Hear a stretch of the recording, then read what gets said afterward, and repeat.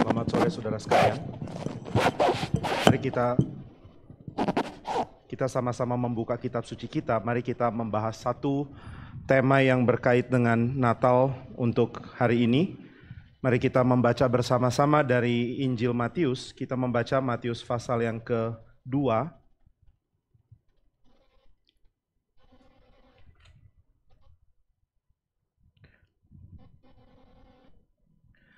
Saya akan bacakan dari ayatnya yang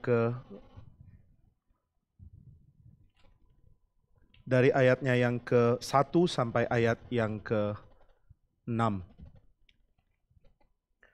Sesudah Yesus dilahirkan di Betlehem di tanah Yudea pada zaman Raja Herodes, datanglah orang-orang Majus dari timur ke Yerusalem dan bertanya-tanya, "Di manakah dia, Raja orang Yahudi yang baru dilahirkan itu? Kami telah melihat bintangnya di timur, dan kami datang untuk menyembah dia." Ketika Raja Herodes mendengar hal itu, terkejutlah ia berserta seluruh Yerusalem. Maka dikumpulkannya semua imam, kepala, dan ahli Taurat bangsa Yahudi. Lalu dimintanya keterangan dari mereka, "Di manakah Mesias akan dilahirkan?"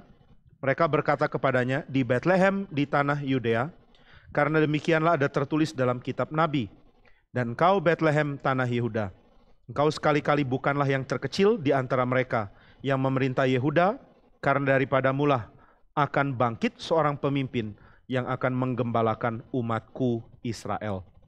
Mari saudara kita berdoa sekali lagi. Bapa di surga, kami memohon anugerah Tuhan sehingga kami boleh mendapatkan kebenaran firman yang dari Tuhan. Kiranya Tuhan berkenan pimpin, berikan belas kasihan, dan tolong kami sehingga setiap hal yang Tuhan sampaikan mendapatkan tempat di hati kami.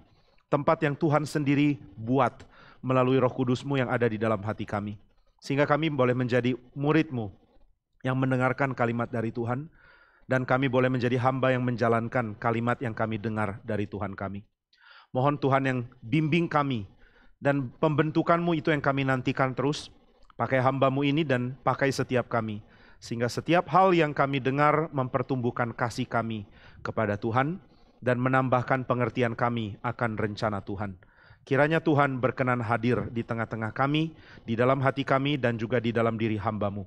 Dalam nama Tuhan Yesus kami berdoa. Amin. Saudara, di minggu yang akan datang di kebaktian sore, kita belum akan melanjutkan kitab Wahyu lagi. Mungkin setelah ada keadaan yang balik kembali baru kita lanjutkan. Maka di dalam waktu-waktu itu saya akan membahas kitab Nehemia di minggu yang akan datang. Satu kitab yang sangat penting. Jadi di pagi kebaktian 1 dan 2 saya tetap akan membahas surat Roma, dan di sore hari akan membahas kitab Nehemia.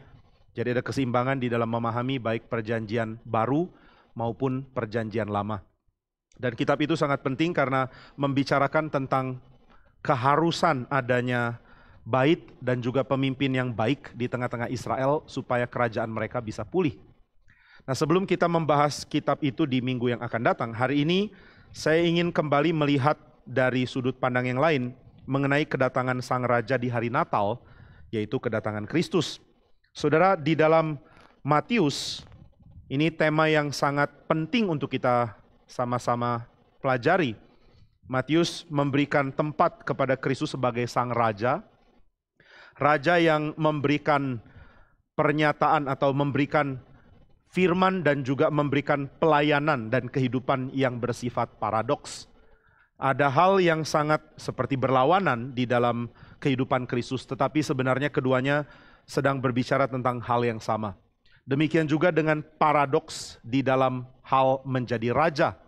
Kristus adalah Sang Raja yang dilahirkan di tengah-tengah keadaan yang sangat sulit di dalam Injil Matius. Saudara, apa yang dicari oleh orang Israel waktu mereka menantikan raja? Mereka menjalani kehidupan mereka secara berbangsa dengan pengharapan bisa ada damai. Mereka juga berharap bahwa kerajaan mereka boleh menjadi kerajaan di mana Allah berkenan untuk hadir. Dan mereka juga tahu bahwa kerajaan Israel adalah kerajaan di mana nama Tuhan dikaitkan kepadanya. Dan mereka juga sangat mengerti posisi mereka sebagai gambar Allah yang dipulihkan setelah manusia jatuh dalam dosa. Dan mereka harus mempunyai kehidupan yang mencerminkan Tuhan. Nah, maka di dalam pengharapan orang Israel, mereka tentu menginginkan seorang raja untuk memerintah. Dan raja ini akan datang di dalam janji Tuhan. Raja ini akan menggenapi semua hal yang Tuhan sudah janjikan dengan bertakhta. Dan kerajaannya akan menjadi kerajaan yang penuh dengan damai. Kerajaan yang membawa sukacita dan ketenangan hidup. Nah, maka sebenarnya apa yang dicari oleh orang Israel itu sama dengan apa yang dicari oleh semua bangsa di dunia ini. Tidak ada orang yang ingin hidup di tengah-tengah kekacauan, keadaan tidak jelas, dan keadaan yang rusak. Semua ingin damai, semua ingin tenang, semua ingin berada di dalam keadaan yang baik. Nah, itu sebabnya mereka berharap raja boleh membawa keadaan seperti itu. Bagaimana keadaan tenang, baik, dan aman itu bisa dilakukan, bisa dialami oleh orang Israel. Dengan pimpinan sang raja yang menghancurkan musuh, dan yang merangkul seluruh orang Israel. Ini yang ada dalam benak mereka ya. Jadi bagaimana kerajaan Israel bisa damai? Tunggu Mesias dong. Mesias datang lalu dia lakukan apa?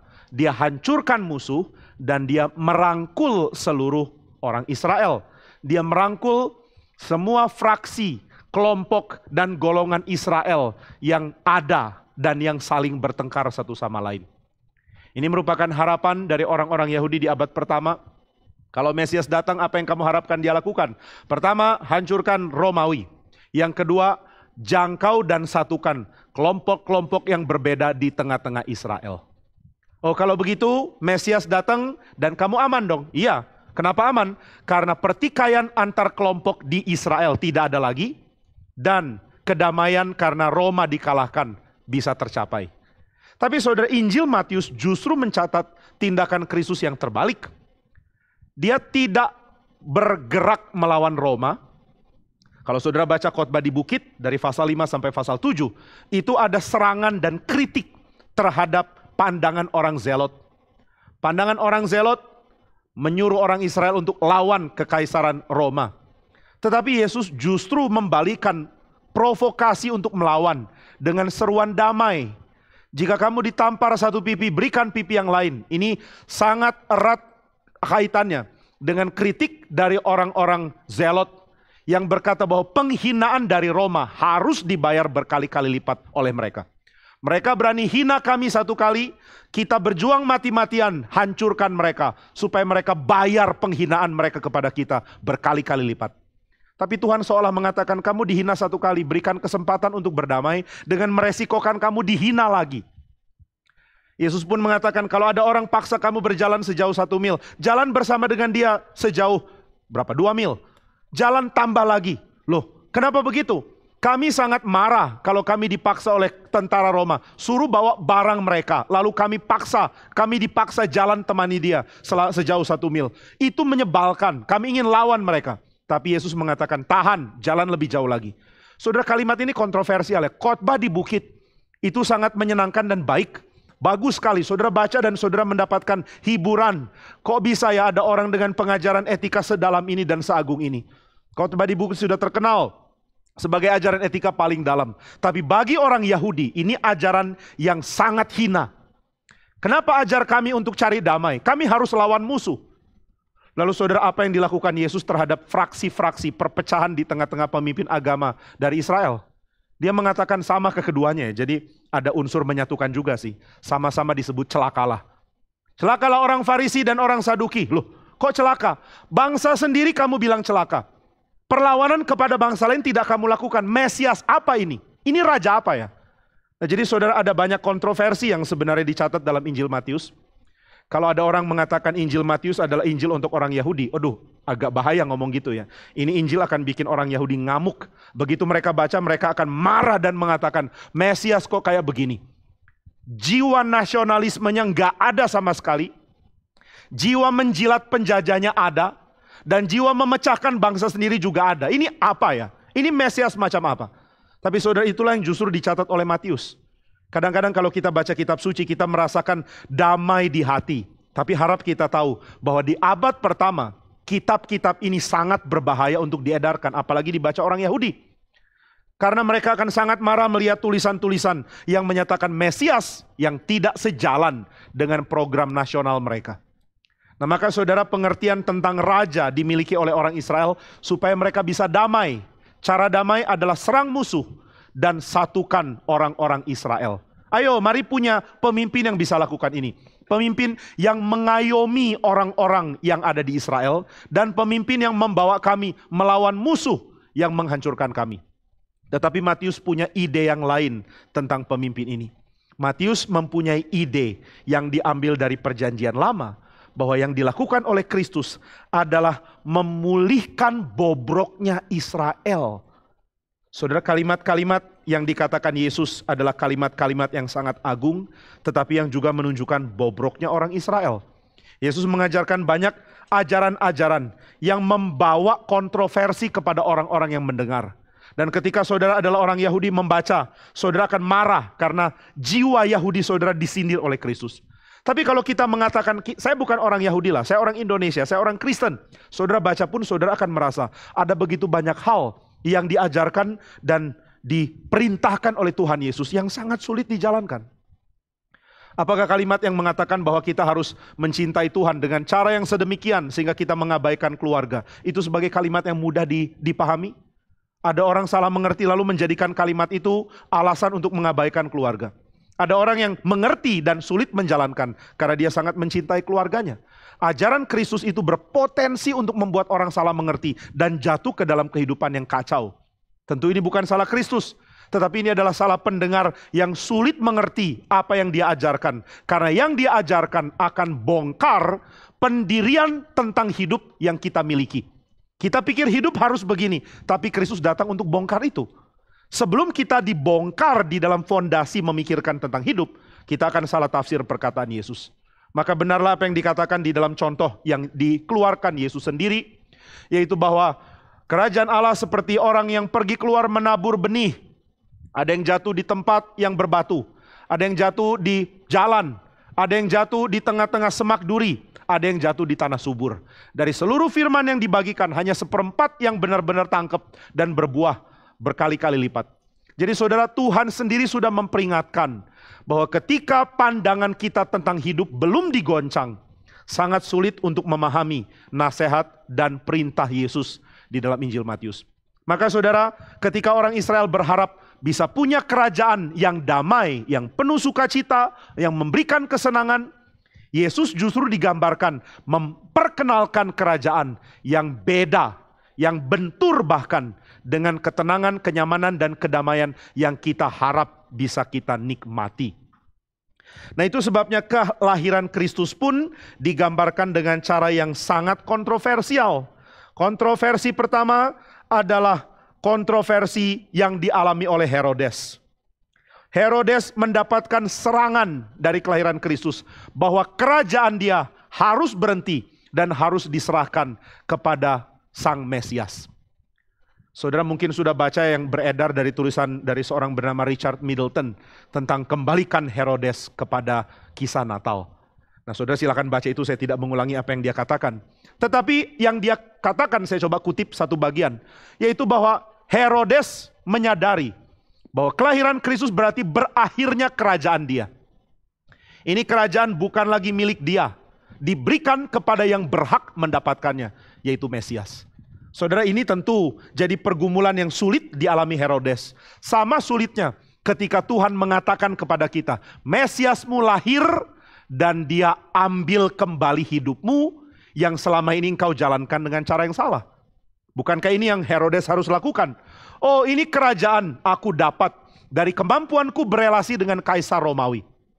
Kaisar Romawi angkat aku menjadi raja. Dan aku bisa menikmati kehidupan yang sangat menyenangkan.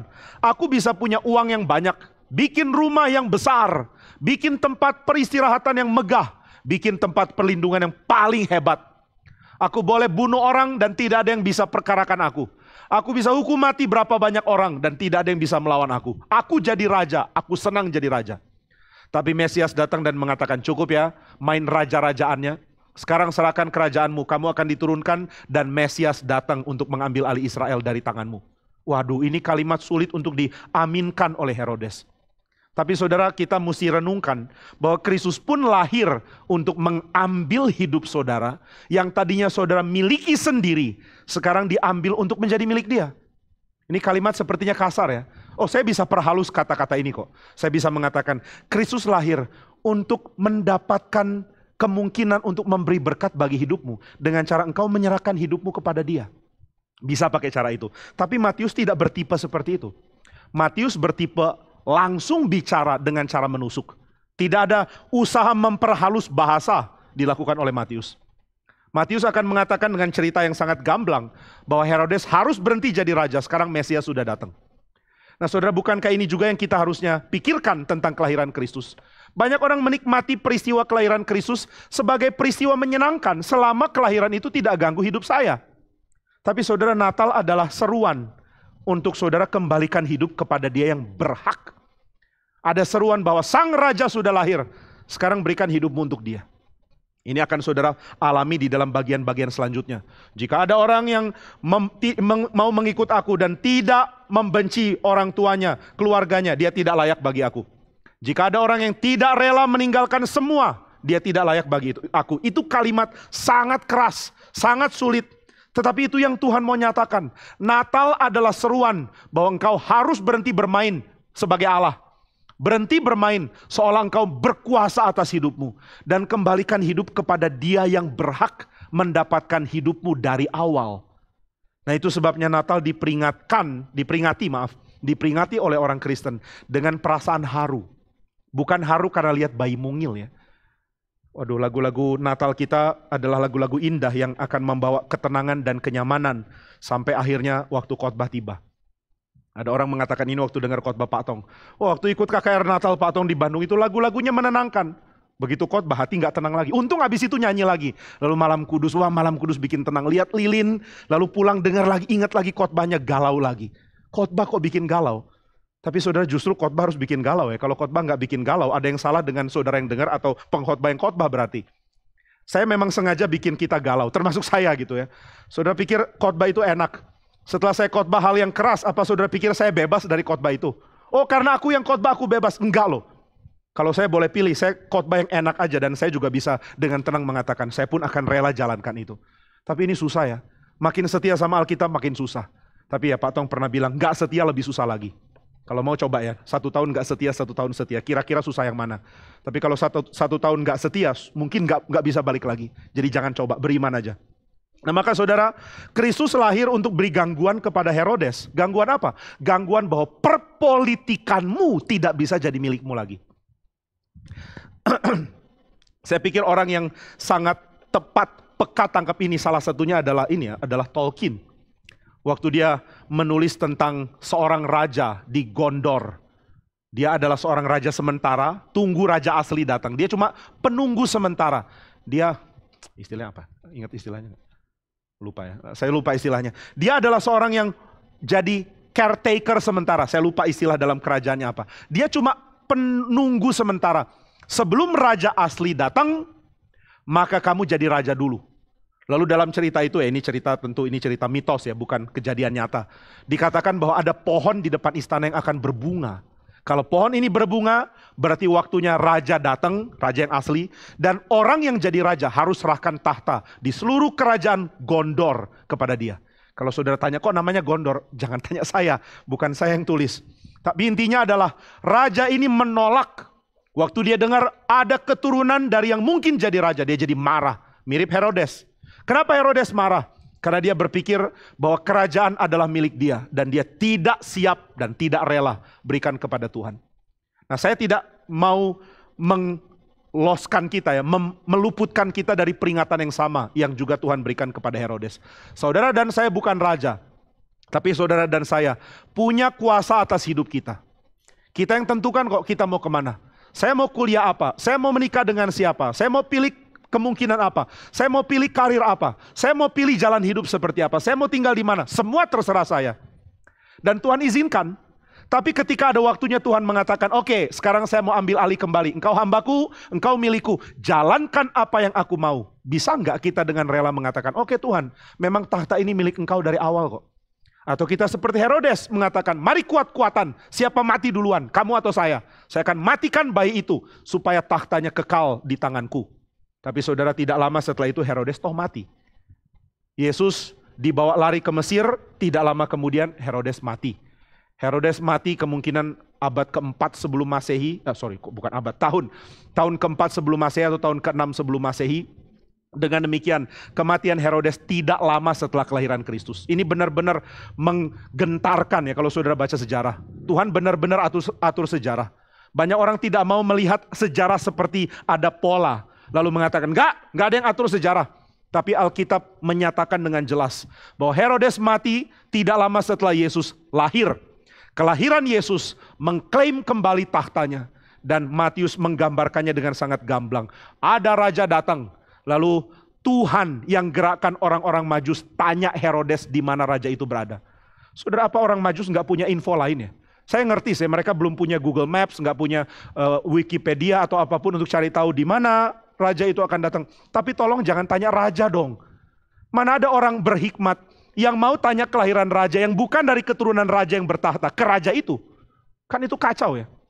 Saudara berani datang ke wali kota Bandung lalu mengatakan, di mana ya wali kota berikut yang akan menurunkan engkau dari tahta? Ya, ini aneh sih ya, wali kota bukan tahta yang akan diturunkan turun-temurun. Tapi kerajaan tidak seperti itu kan.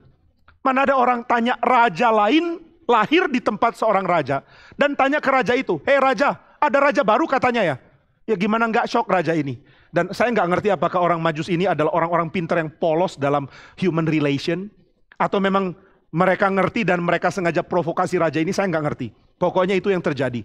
Tuhan arahkan mereka untuk langsung tunjuk di muka Herodes. Tahtamu milik aku, kembalikan sekarang.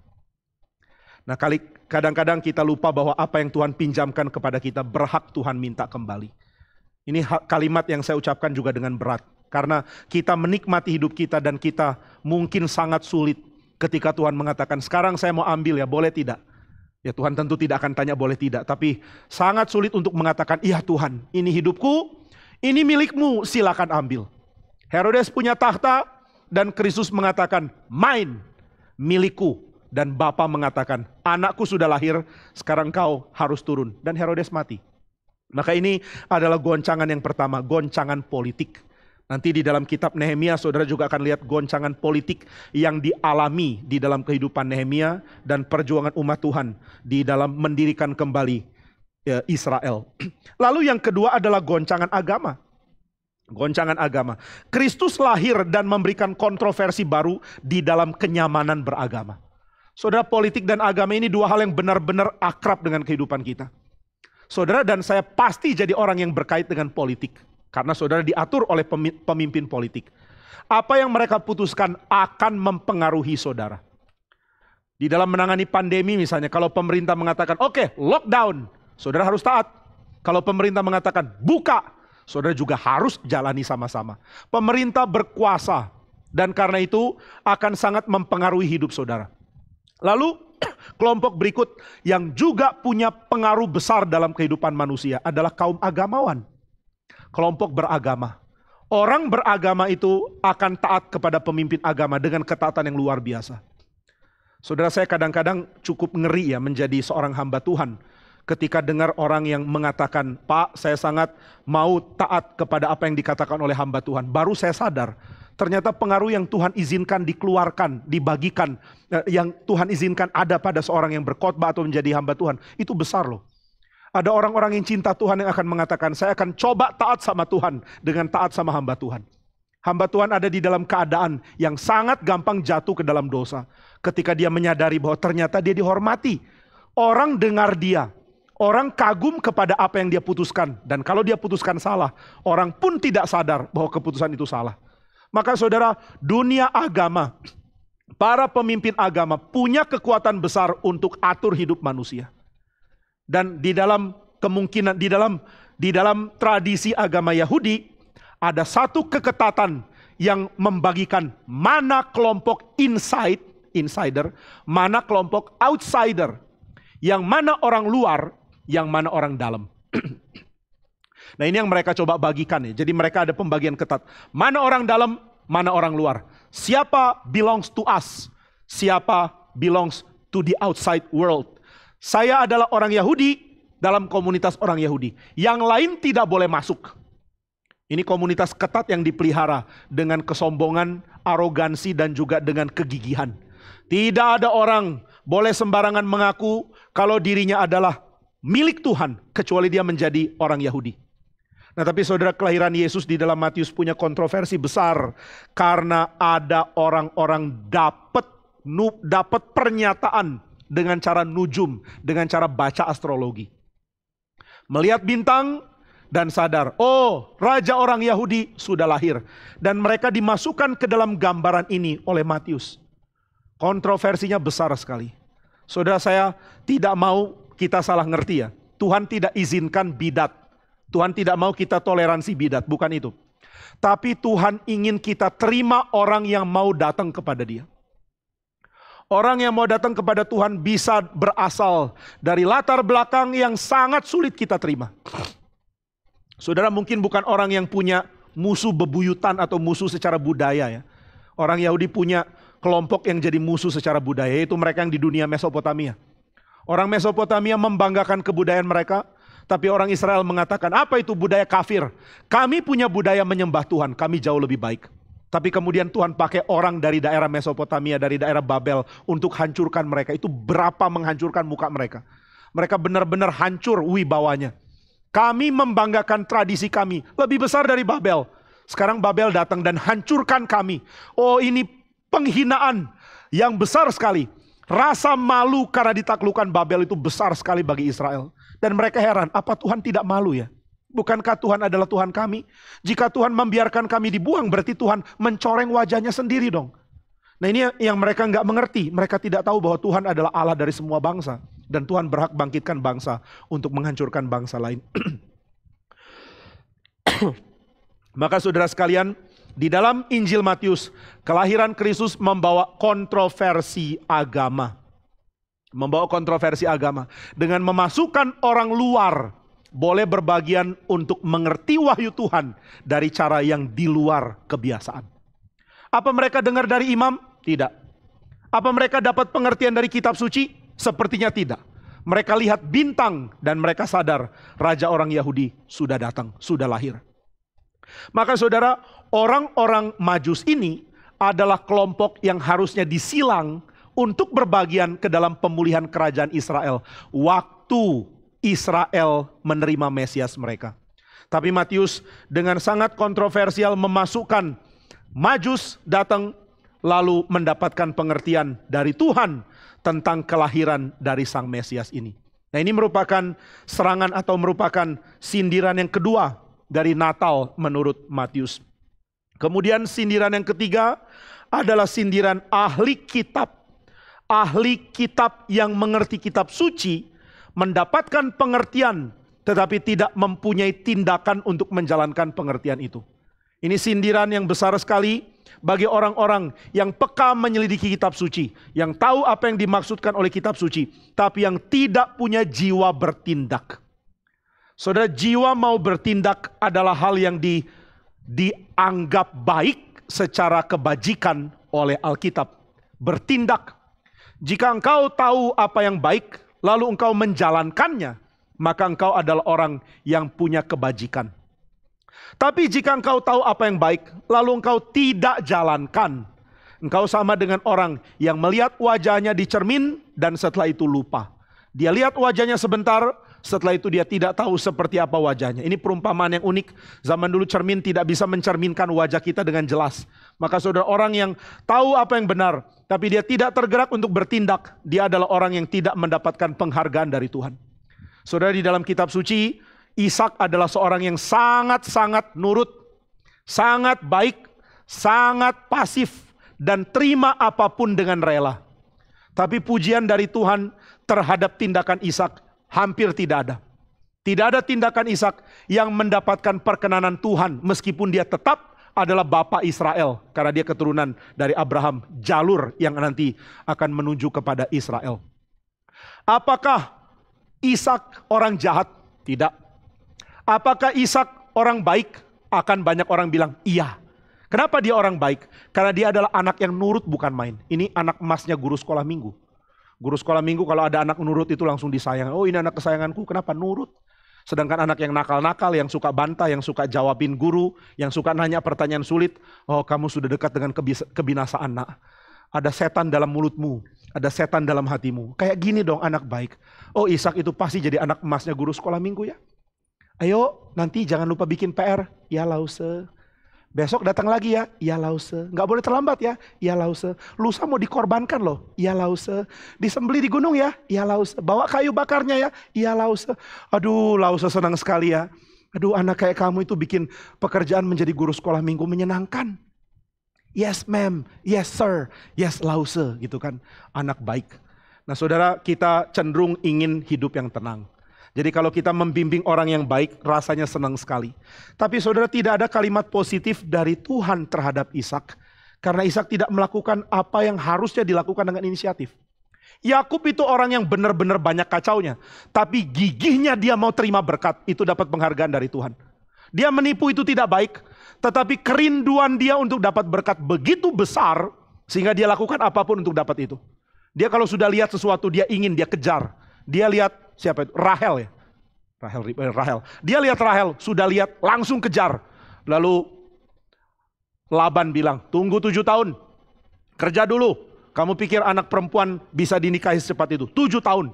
Lalu dia kerja giat. Dia mengatakan sendiri, 7 tahun terasa singkat sekali. Karena cintanya yang besar sama Rahel. Dia sudah lihat, dia ingin, dia kejar. Dapatnya Lea. Ini kasihan ya, orang udah niat kejar, dapatnya yang lain. Kok yang ini?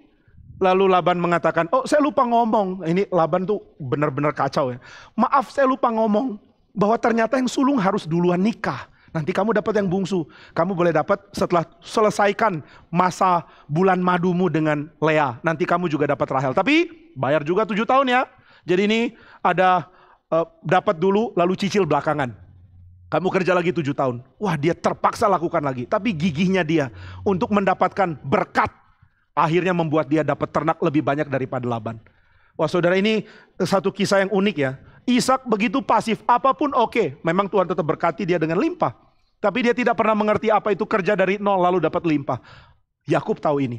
Yakub tahu apa itu kejar berkat. Yakub tahu apa itu ngotot lalu mengatakan, ini saya mau dan saya akan bergulat semalam-malaman. Saya tidak akan melepas engkau sampai engkau memberkati aku.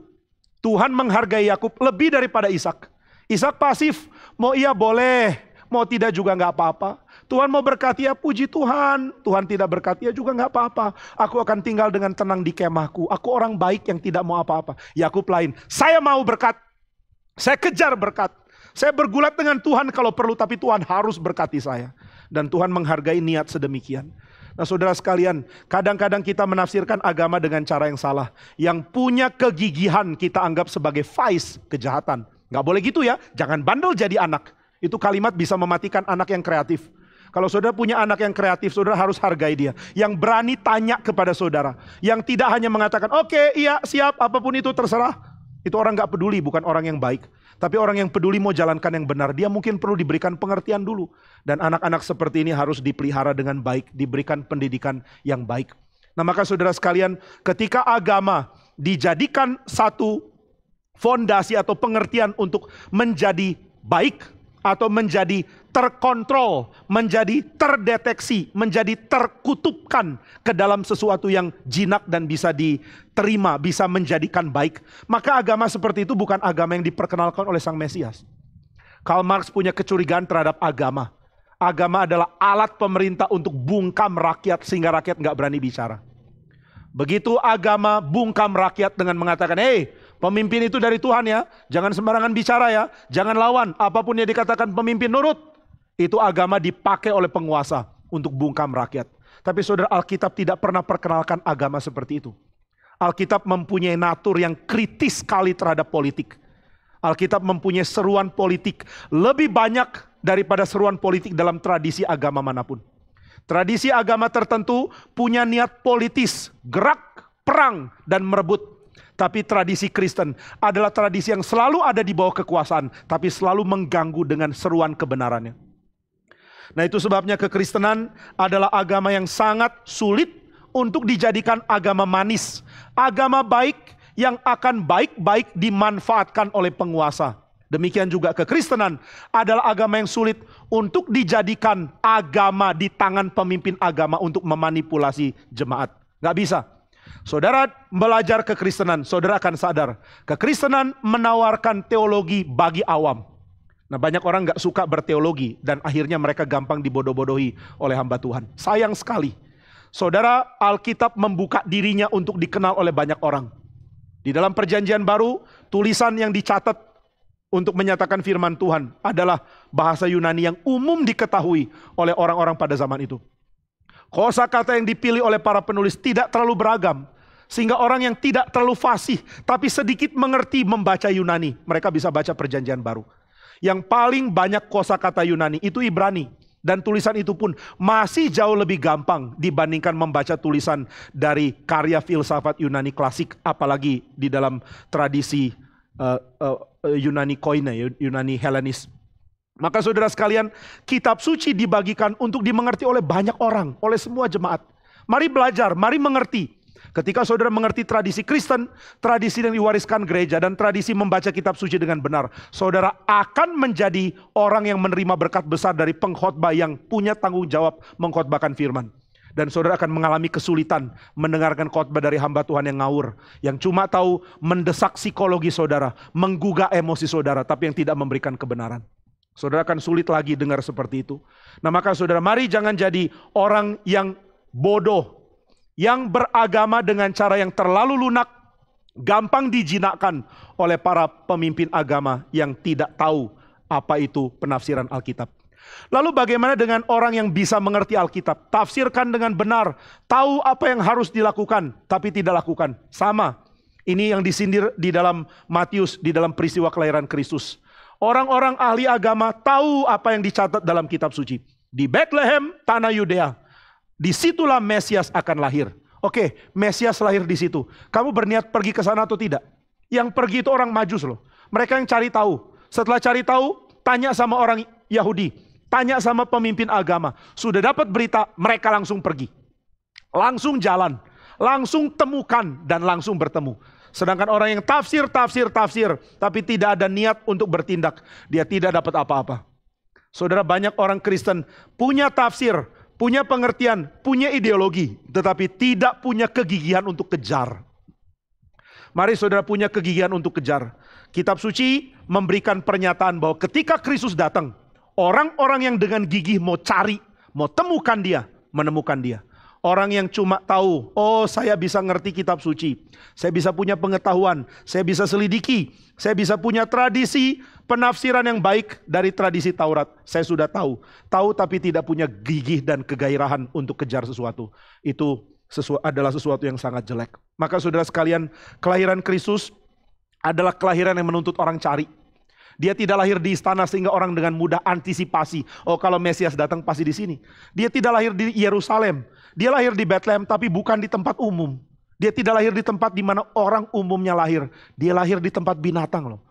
Saudara, kalau mau cari Yesus, lalu menemukan dia ada di kandang, ada di tempat simpan binatang, dibaringkan di palungan, saudara akan heran. Mesias kok di sini? Tapi saudara lihat orang yang gigih cari akhirnya dapat. Alkitab mengatakan bintang itu menunjukkan. Ini ada permainan kata ya. Bintang bisa jadi bintang di langit, tapi bintang juga bisa merefer kepada malaikat. Nah, kita tidak tahu apa yang terjadi persisnya. Kalau saudara benar-benar ingin tahu, nanti tunggu di surga. Tanya sama orang Majus. Permisi Jus, ketika engkau dulu ketemu Yesus, itu maksudnya apa sih? Gimana cara bintang menunjuk? Ada yang tafsirkan bintang-bintang itu sedang berjajar sehingga cahayanya terang. Baik bintang maupun planet-planet yang terlihat dengan mata telanjang. Lalu jajaran itu memberikan cahaya yang terang. Kemudian ada awan tutup. Lalu di awan itu ada lubang sedikit sehingga cahayanya menunjuk ke satu rumah. Ya mungkin juga. Itu tafsiran dari sebuah film. Tapi ya saudara, biar lebih jelas tanya sama orang Maju saja ya. Apa ada malaikat yang mengatakan inilah tempatnya. Atau ada penglihatan atau apapun. Ada banyak cara lah. Intinya mereka di reward. Mereka diberikan bagian oleh Tuhan untuk bertemu Mesias karena kegigihan mereka mencari. Saudara, saya ditanya satu orang, Pak, sebenarnya gimana ya memahami gigih bagi Tuhan? Misalnya contoh, di tengah pandemi, segigih apa sih saya harus datang ibadah? Apakah itu keharusan? Bagaimana dengan orang yang tidak datang ibadah? Saya mengatakan jawaban kepada orang ini. Orang yang tidak datang ibadah karena berbagai alasan, mungkin karena takut, karena masih belum berani. Tuhan masih mengerti kok. Tuhan mengerti ketakutan orang-orang. Tapi Tuhan sangat menghargai kerelaan orang-orang untuk berkorban. Itu yang saya katakan. Jadi yang rela berkorban jangan hina orang yang masih takut. Tapi yang rela berkorban harus tahu. Tuhan tahu bagaimana memaklumi orang yang takut.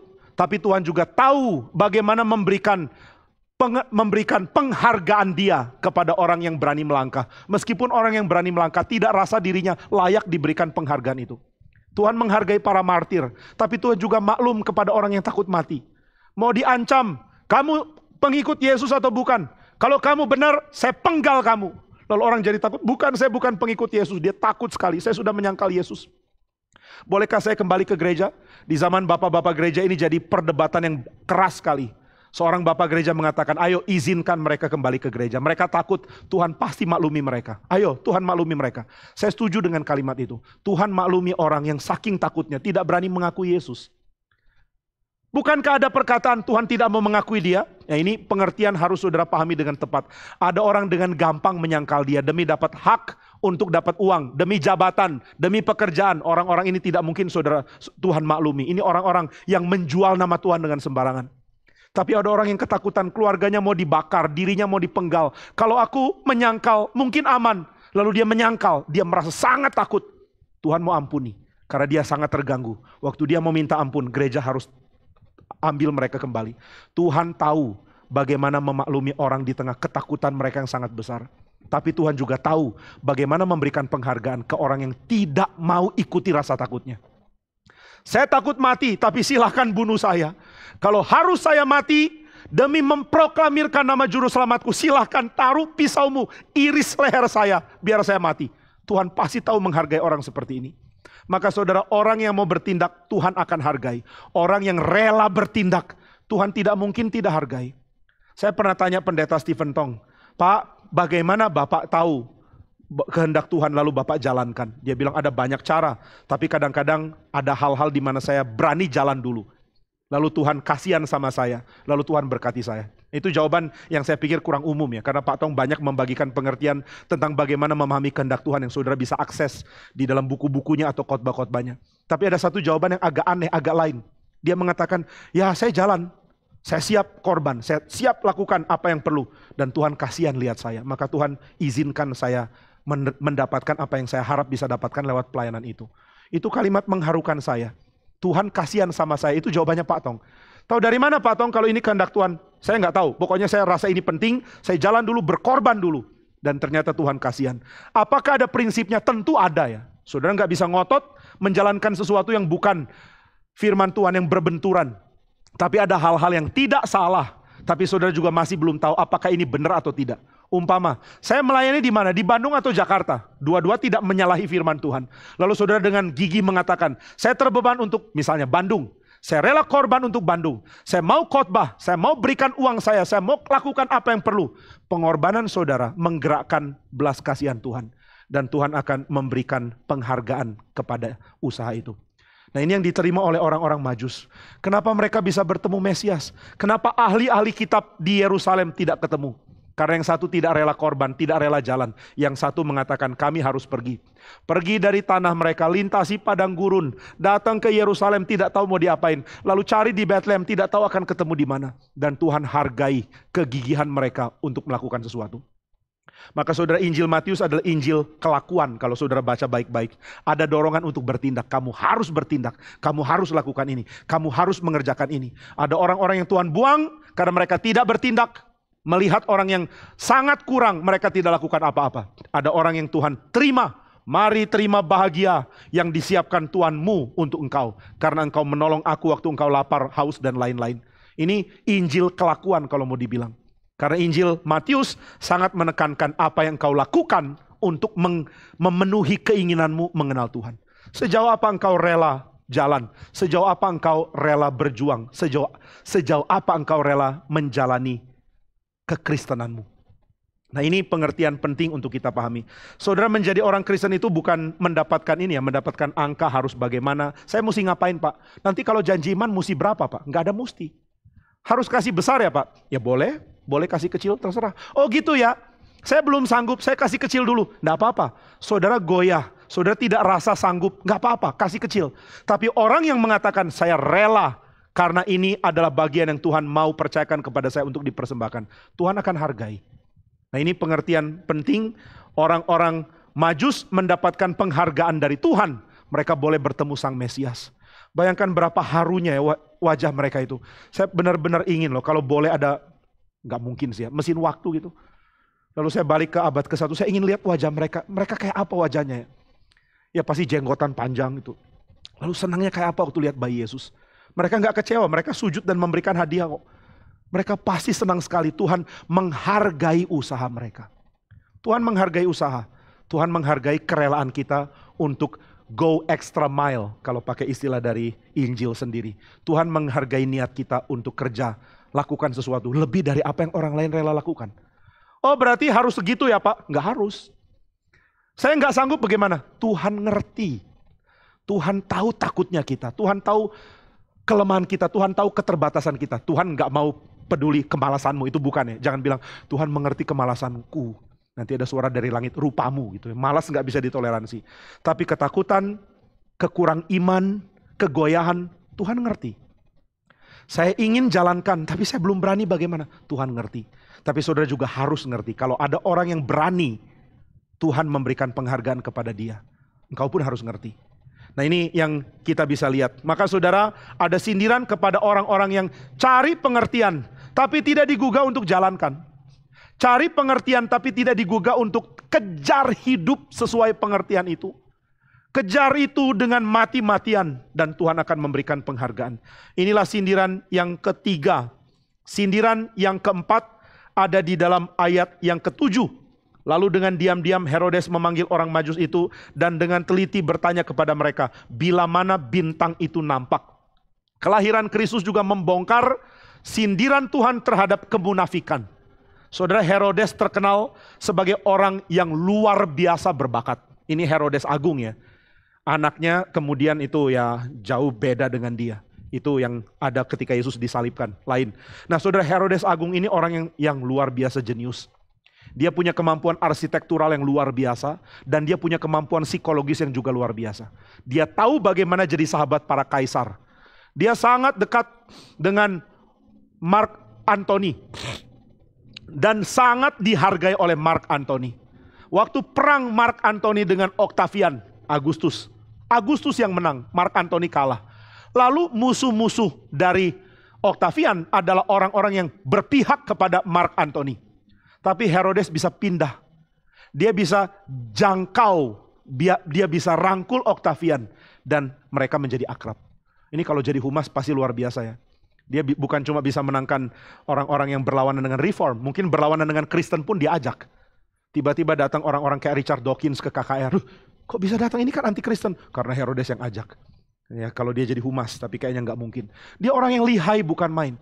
Tentu dia juga lihai untuk menunjukkan wajah penuh kemunafikan. Penuh perasaan senang.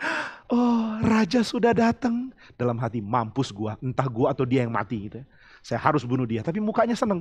Saya harus bunuh raja itu dalam hati. Saya harus bunuh raja itu, tapi mukanya senyum. Susah gitu ya. Bermuka satu dan berhati lain. Ada orang bilang ini namanya muka dua. Yang dua bukan muka sih ya. Mukanya satu, palsu, hatinya yang lain. Susah loh antara muka dan hati itu lain itu. Lebih susah daripada tangan kiri dan tangan kanan lain waktu main piano. Tangan kiri, tangan kanan lain waktu main piano itu rumit, tapi lebih rumit lagi waktu hati dan muka lain. Senyum meskipun hati marah. Pura-pura senang waktu hati mau bunuh orang. Itu jiwa. Aura membunuhnya bisa plak berhenti di leher. Lalu aura cinta kasih tiba-tiba muncul. Ini nggak tahu dari mana ada aura kasih. Saya nggak ngerti dari mana. Artis dari mana pula ini. Jadi niat membunuh plak berhenti di leher. Lalu tiba-tiba ada aura kasih terpancar. Ya, aura kasih identik dengan Herodes berarti ya. Bukan yang artis itu loh, ini lain. Jangan tuntut saya nggak nyebut siapa-siapa. Lalu dengan cinta kasih menanyakan, aduh raja sudah datang, senangnya hatiku. Mungkin dia nyanyi lagu Natal bahkan. Di mana raja itu harusnya lahir? Di kota Daud Tuhan. Oh, lalu dia nyanyi, adalah di kota Daud sainganku yang mau kubunuh. Nah itu hatinya nyanyinya. Lalu dia tunjukkan muka yang bagus sekali. Tolong kasih tahu kami ya, tolong kasih tahu aku. Dan orang Majus itu benar-benar polos. Kalau muka malaikat, hati pasti malaikat. Padahal Alkitab sudah memperingatkan, muka malaikat, hati setan banyak. Maka malaikat yang benar perlu memperingatkan mereka. Hei, jangan balik ke Herodes ya. Perlu diperingatkan lewat mimpi. Jangan kembali ke Herodes. Lewat jalur lain, kabur, lari dari dia. Nah saudara, Tuhan membongkar kepalsuan wajah, kepalsuan tindakan manusia. Lalu kepalsuan tindakan itu diganti dengan apa? Nah ini yang penting untuk kita pahami. Alkitab menghargai kemurnian hati. Saudara jangan ganti kemunafikan dengan kekacauan. Ada orang bilang, saya nggak mau munafik, saya tunjukkan apa adanya. Salah. Alkitab nggak pernah menghargai orang yang tunjukkan dosa dengan gampang. Ada orang mengatakan kepada saya, Pak saya nggak mau munafik. Saya akan ngomong apa yang hati saya katakan. Saya langsung kutip Amsal, bodohlah orang yang menyatakan sakit hatinya pada saat itu juga. Orang bodoh itu adalah orang yang umbar apapun yang dia pikir. Kalau saya mau ngomong kasar, saya ngomong kasar. Kenapa harus pura-pura? Bukankah itu kondisi hatiku? Kalau saya mau memaki, saya akan memaki. Karena itu realnya saya. Tuhan tidak mau realnya engkau. Tuhan mau kita belajar jadi orang yang tulus di hati dan menyampaikan hal yang baik di luar. Jadi saudara, kemunafikan disindir, diserang oleh kelahiran Kristus, tapi kemunafikan tidak bisa diganti dengan genuine menunjukkan kebobrokan. Tuhan membenci kebobrokan, Tuhan juga membenci kemunafikan. Dua-dua Tuhan benci. Kalau saudara benci kemunafikan tapi saudara jatuh ke kebobrokan, ini sama aja bohong. Saudara cuma pindah dosa namanya. Ini namanya luput dari mulut singa untuk jatuh ke mulut singa betina atau harimau atau yang sejenis. Apa sih? Buaya, pepatahnya buaya. Saudara luput dari mulut singa, jatuh ke mulut buaya, nggak ada bedanya, tetap aja dosa. Itu sama dengan mengatakan, saya menolak membunuh, saya berzina aja. Ya sama-sama dosa kok. Saya menolak berzina, saya mencuri aja, sama. Saya menolak munafik, saya kasar aja. Ya sama kacaunya dong.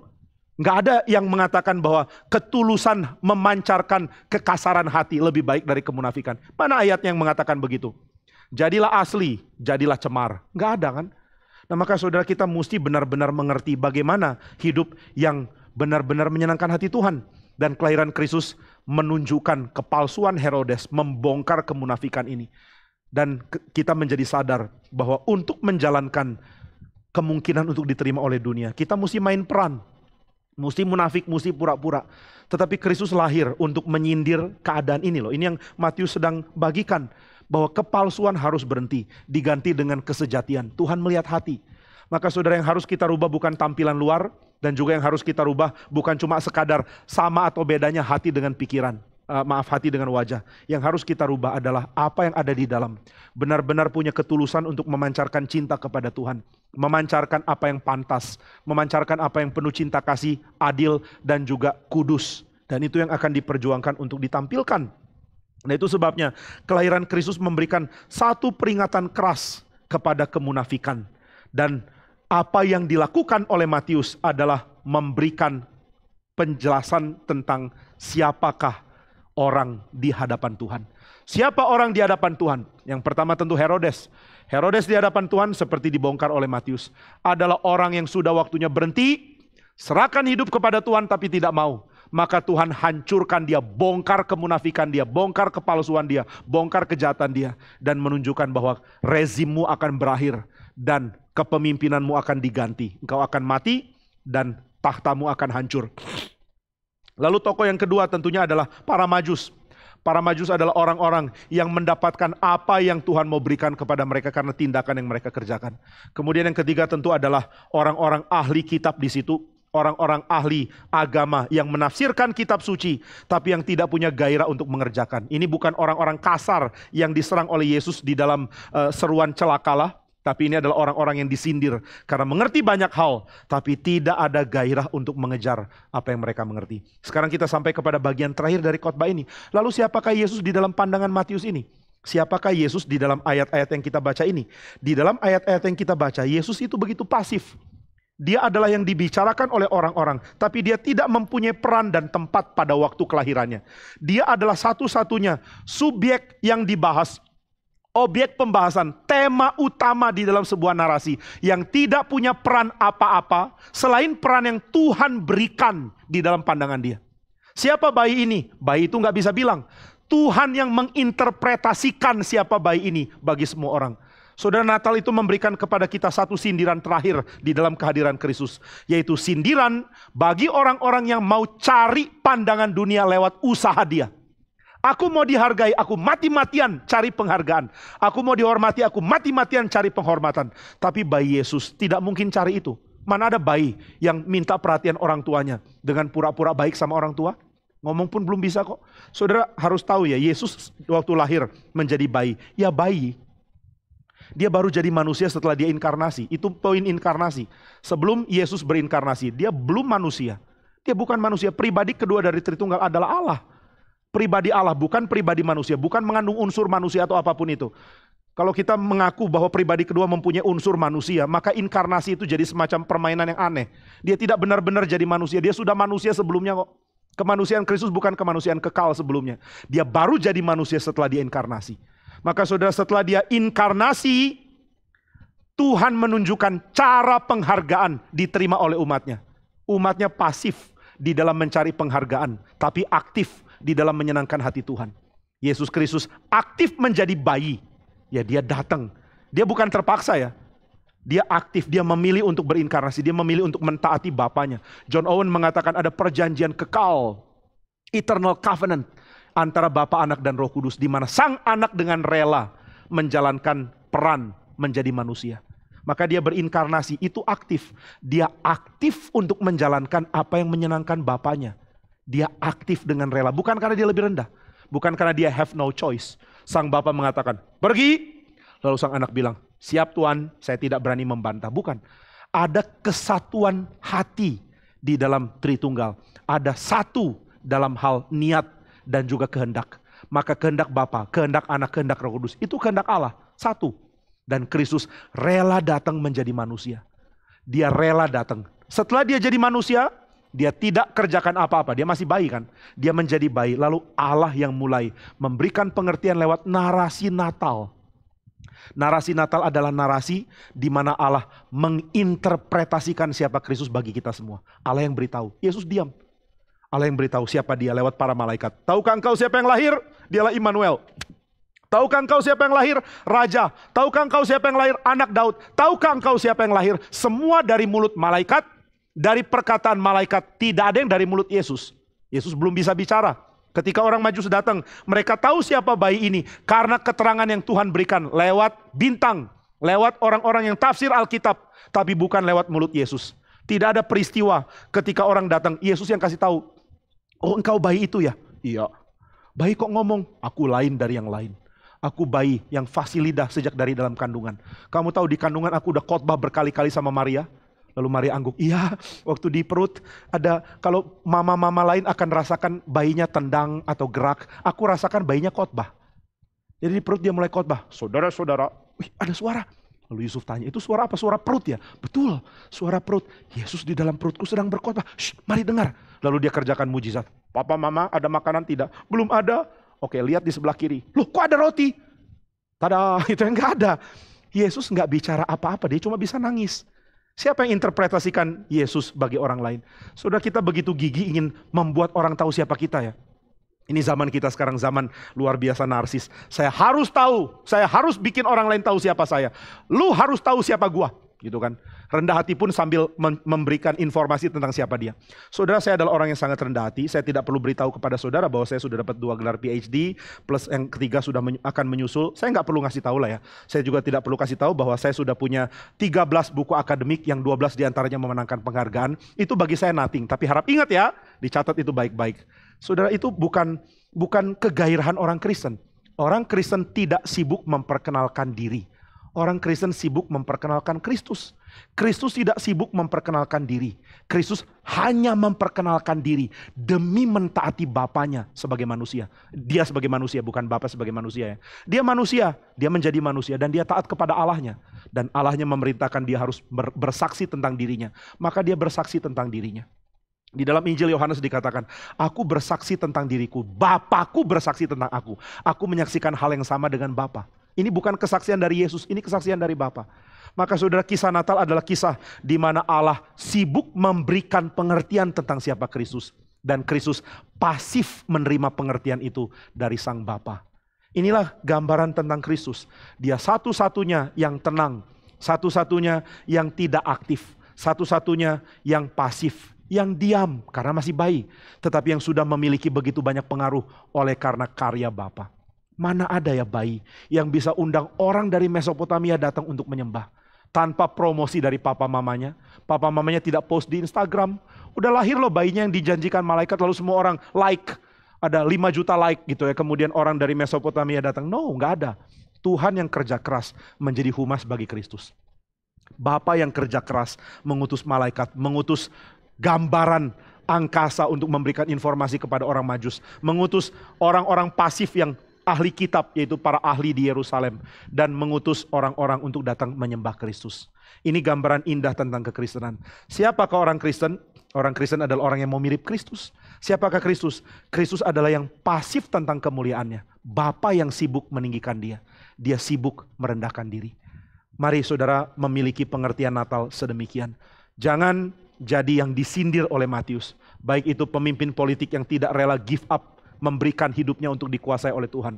Jangan jadi orang-orang agama yang cuma tahu pengertian tapi tidak ada gairah untuk jalankan. Jangan jadi orang seperti Herodes yang penuh kemunafikan dan kepura-puraan. Mari belajar menikmati kekristenan seperti Kristus menikmatinya. Sebagai bayi yang berbaring dengan tenang, berserah penuh kepada perlindungan Sang Bapa. Berserah penuh kepada rencana Dia. Dan berserah penuh kepada peninggian yang Dia mau berikan untuk Kristus. Kiranya kita boleh menjadi orang Kristen yang menikmati kekristenan kita karena mengikuti Kristus. Mari kita berdoa. Ya Bapa di surga, kami sungguh bersyukur karena tidak ada aspek yang penting yang Tuhan luputkan dari kami, dari kitab suci. Kami bersyukur jika Tuhan membukakannya bagi kami. Tolong kami untuk menikmati kekristenan kami seperti Kristus menikmati menjadi milik Bapa di surga. Tolong kami menyerahkan hidup kami untuk Kristus seperti yang Bapa inginkan. Tolong kami untuk punya gairah untuk mengejar kemuliaan, mengikuti Tuhan, mentaati Tuhan dengan inisiatif dan dorongan yang besar. Tolong kami untuk mau menjadi asli, sungguh-sungguh suci, sungguh-sungguh diubahkan hatinya sehingga kami tidak perlu pura-pura menampilkan kepalsuan di tengah-tengah kekacauan dan kebobrokan. Tolong kami ya Tuhan, peliharalah iman kami. Dalam nama Tuhan Yesus kami berdoa. Amin.